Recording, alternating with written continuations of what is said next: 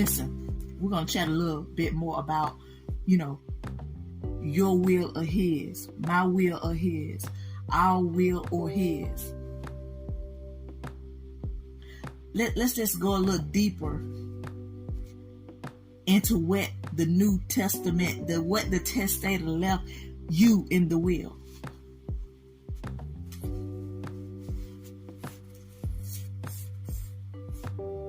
If you ever gone through anything, I'm talking about, listen, you thought you wasn't even gonna make it out alive. I've been there some days. I laid on the floor just crying. This used to be my prayer. If you want to, you can take me on up out of here. It's nothing else. I can't do this. I said yes and nothing worked. I'm good with this. You said that to live is Christ, to die is gain. I'm okay with that. I'm ready to go.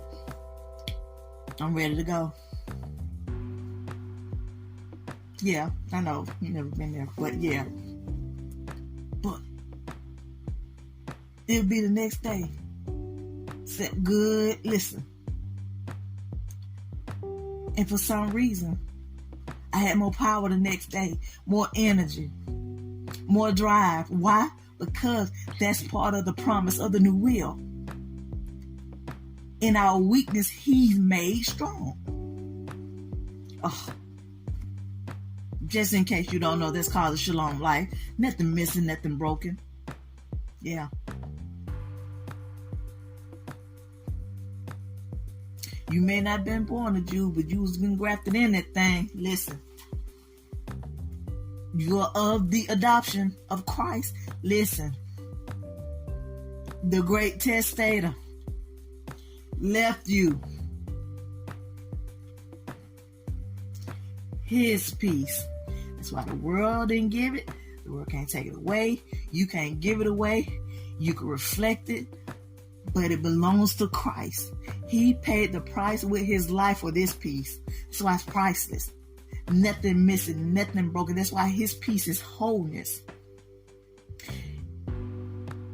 His peace is so shalom, so nothing missing, nothing broken, that you could be in pieces and have peace. Ooh, yeah, been there, done that. So yeah, the shalom life, nothing missing, nothing broken. So here's another good piece of the will, another part of the will. They don't like to talk about it. It's amazing. The main things that need to be talked about in church or amongst God's people. Prosperity. It amazes me. Man, humankind, church world, church folk, not church folk, but church folk, the ones that has taken the relationship out and you just left with church. Yeah. All tea, all shade. Listen. We act as though prosperity is our idea. Christ talked about money more than He talked about salvation. You name one thing that you could do in the gospel, for the gospel, that doesn't cost money. Name one thing that you can do in life that's essential. Eat. Just basically live. And hear me clearly, hear me dearly. Prosperity doesn't only include money, but it does include money. I told you before, whatever you give up, God will give it back. Again, like me, like other chosen, like others who said yes to the call, yes to His will, yes to His way. It probably cost you everything, your kid, your livelihood, streams of income, businesses, friendships, relationships, you name it. Listen, I just want to encourage somebody.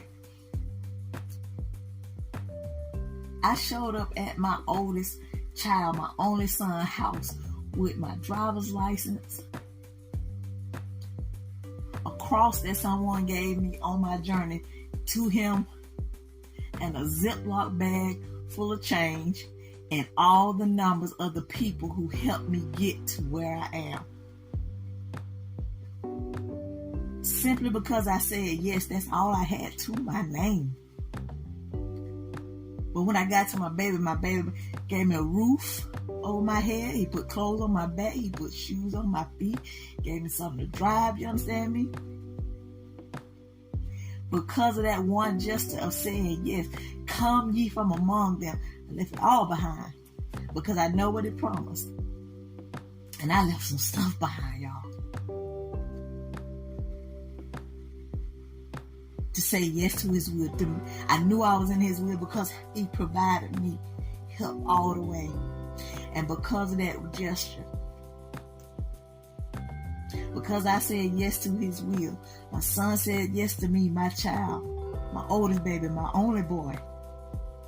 God is doubling me up. I'm going places. I'm getting things that I never have gotten before because I took him at his yes and accepted his will for my life.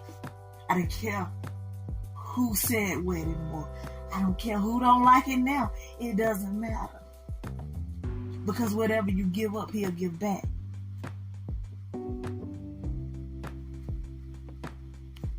So now, let's double up. Let's just encourage somebody. God has doubled and tripled things up for me in the last 5 months that I've been lacking for years. Years. You talking about taking L's. The biggest L you think you're going to take, but it's to gain everything. To lose that tainted, genetically toxic bloodline. Because that's not in God's will for your life.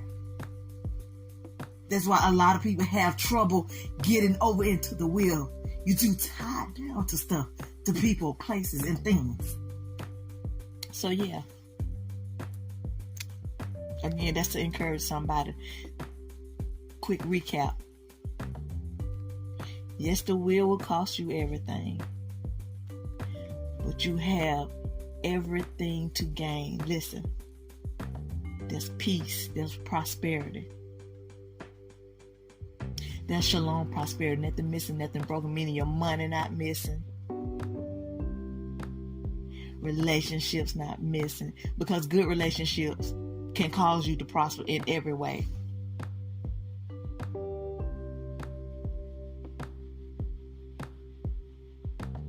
A good fellowship can cause you to prosper in every way. A good connection, a good partnership.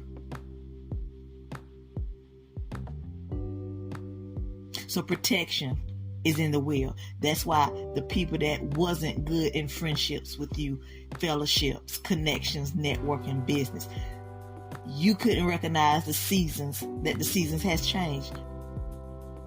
Let me help you here. Just because you was born into a family don't mean you have to stay. Just because you've been on a job with somebody 20, 25 years don't mean you have to remain a co-worker, friend in or outside of that place.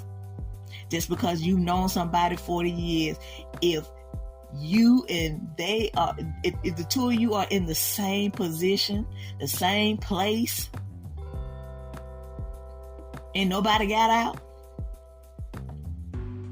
it's time to cancel that. And when we cannot recognize it's cancellation time, God will cancel these people out for you. That's going to be one of the hurtful parts. So guess what? Preservation is part of the will. So let's recap. You got peace, you got prosperity, you got protection, you got preservation. And you know why he's preserving you? He's protecting you. He's giving you peace and he's prospering you because you have a purpose inside that will. That's the ultimate goal. Because just think, yes, the attacks was, it's just like you had a target on your back, a target on your heart, a target on your head. Listen. Some of us was living like it was target practice every day.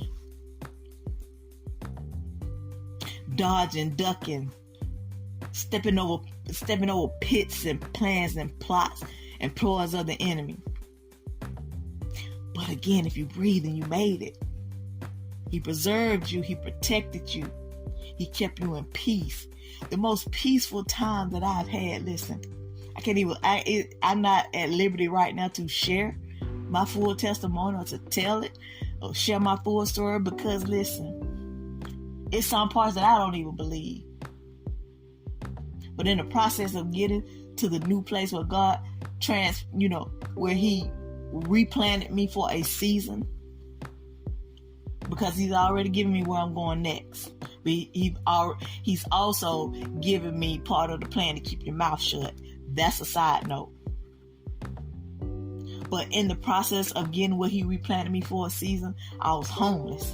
I was homeless. Listen, if you want to be real about it, 7 good years. But I was talking about literal.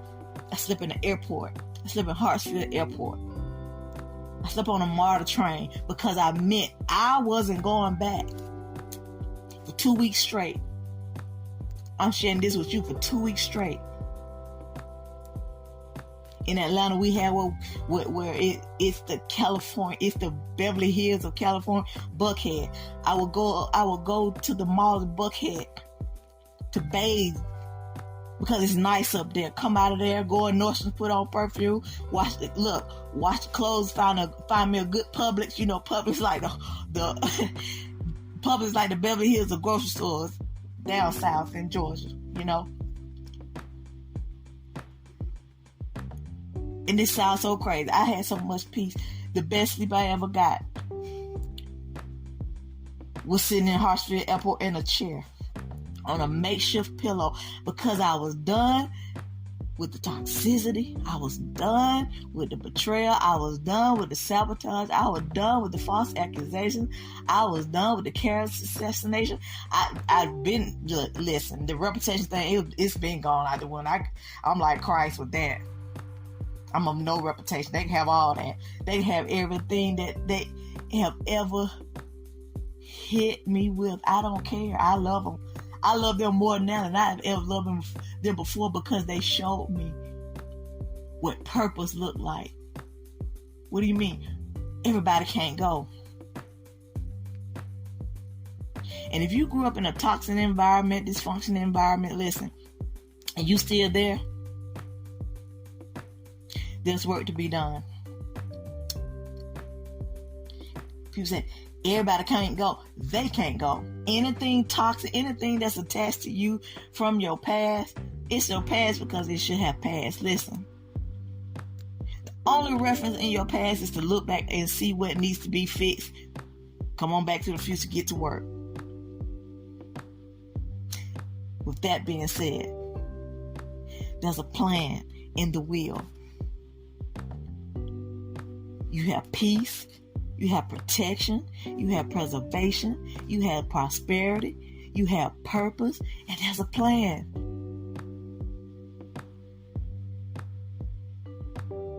And then we're going to go all the way back.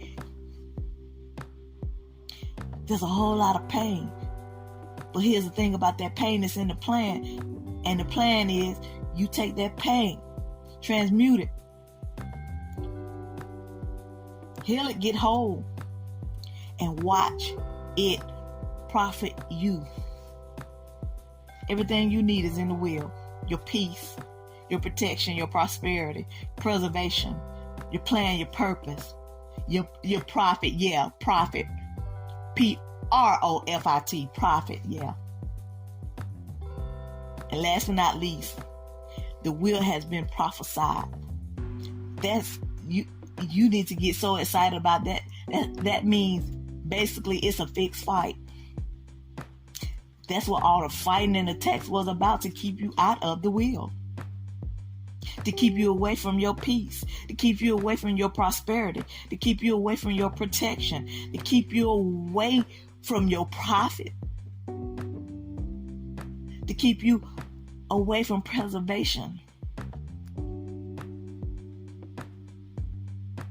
to keep you away from the people that God has placed on your path as destiny helpers, as purpose participators. Listen, think about it. And nothing from your past could help you now with what God has called you to do. I know for me, maybe let me correct that. For me, it's nothing out of my past that could assist me. No person, place, or thing.